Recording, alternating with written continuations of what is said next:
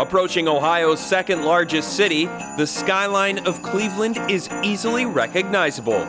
But not far from the booming downtown metropolis sits quaint neighborhoods, filled with charm and boasting tourist attractions of their own, including the house and street which served as the setting for the holiday classic, A Christmas Story.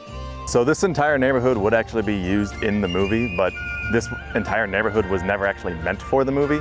Bob Clark and Gene Shepard, the guys who wrote and actually would direct the movie, had come to Cleveland because Higbee's was the only department store to say they'd keep their Christmas stuff up to film the movie. But funny enough, they would actually learn about all the steel mills here, try to find one, and show up here on West 11. But when they got here, this house that you'd see in the movie still actually looked like it from the time period they were going to be filming in. So they saw it and got really excited, and the rest of the neighborhood would just come along with it. Now this house you'll see right here is actually the one where Randy would fall down in front of, pushed over by another kid, and Ralphie would have to turn around and come back and pick him back up. Is this part of the tour, or is this something that you kind of just mentioned to people? By the way, you can go down there and see where Randy fell in the snow. Just something that I randomly mentioned to people, because we do try to follow at least a basic outline for our tours, but then all the extra little stuff, it's generally what we prefer, our personal selves in the movie. My favorite things are the mistakes, little inconsistencies, but all those little tiny details that people really love in the movie. I love talking about those things, because people love Randy, even though he doesn't say a whole lot in the movie. He's a blast. I feel like I related to Randy a little bit when I was a kid. I don't know, I was a middle child. I know he's a younger kid, but just kind of, having a good time in his life, but also having little things go wrong here or there. I was definitely the same way. Released in 1983, the film centers on a Midwest working-class family in the 1940s, specifically the imaginative eldest child, Ralphie, and his quest for a Red Ryder BB gun. Much of the film took place inside the Parker family home, both in Cleveland and on set. Unfortunately, a lot of the scenes couldn't be filmed in here because they didn't realize how small this house actually was. When they had actually first rented it from the guy, they hadn't even stepped inside yet. When they finally did actually step inside, they went, ah, crap.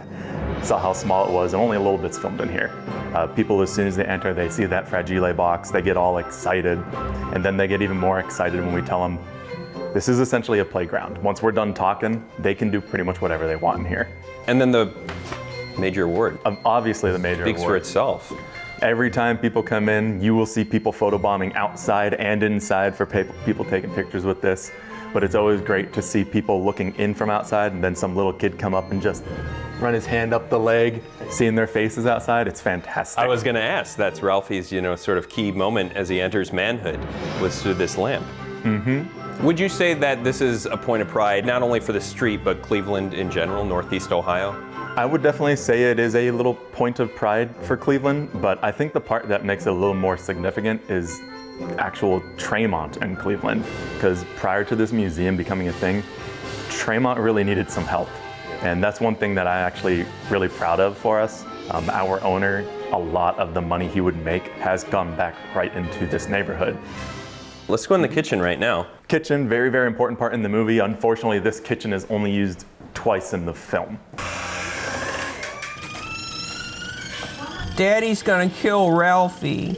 And he remembered their line.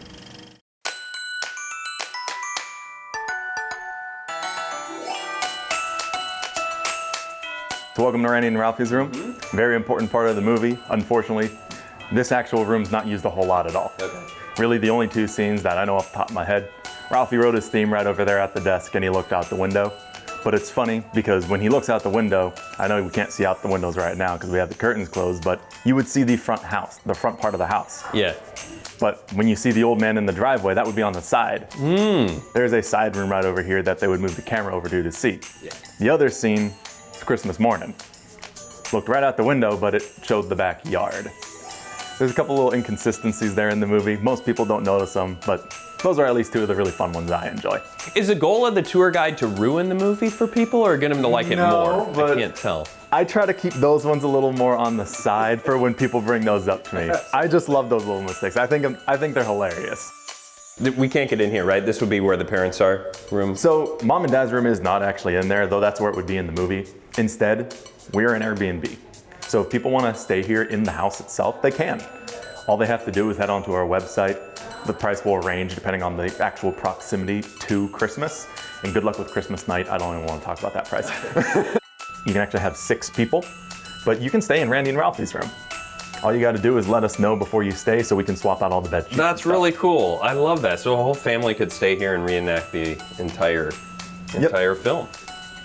After a quick visit outside, I can't help but notice how spacious it is back here. Do super fans ever want to get married in this backyard? So since I've worked here, I've seen 4 weddings here. I've seen about 11 people propose and all the ladies said yes, but I do have to laugh at one of them. Granted, it was during COVID and she had a mask on. I can guarantee she wasn't smiling. She was proposed to in front of the leg lamp and everybody turned and looked at her. Oh my goodness. We checked out the Bumpus house next door.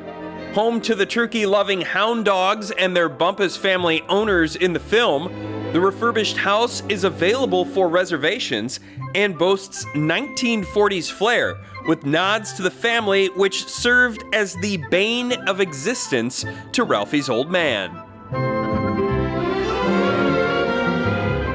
We wrapped our tour with a peek at more memorabilia inside the museum. This is the place where, like, if people really have questions about, you know, the making of the film, I mean, we're in front of one leg lamp, so there's numerous ones. How many were in the film? So they made 3 of them actually for the movie. It's just a little bit unfortunate to know. I apologize.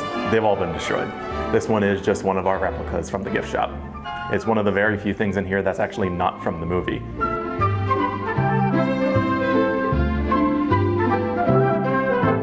One of the things that stuck out to me was the snow on the wall. So this is all fake snow that they used in the movie. Yeah, so in 1983, it was a little unfortunate. Cleveland didn't receive any snow at all. So they were a little bit worried on how they would do this. Initially, they wanted to get a snow machine, but the only one they could find was at a ski resort that was kind of needing it that year. So instead, they would make up some movie magic. The ingredients they used were just 3 simple things. Firefighter foam, which you can see here, soap suds, which you can see there, and the third one, though not pictured here, is generally used as the top layer, instant mashed potato flakes. I'm glad you brought up potatoes because it's time for lunch, and we're actually going to head across the street to the Rowley Inn and maybe do another Christmas story tie-in as well. Thank you very much. This was awesome, Keith. No problem. I appreciate you taking us on this tour, Christmas Story House. I mean, an awesome, you know, quick little getaway and part of history, not only movie history, but Cleveland history as well. It's really neat.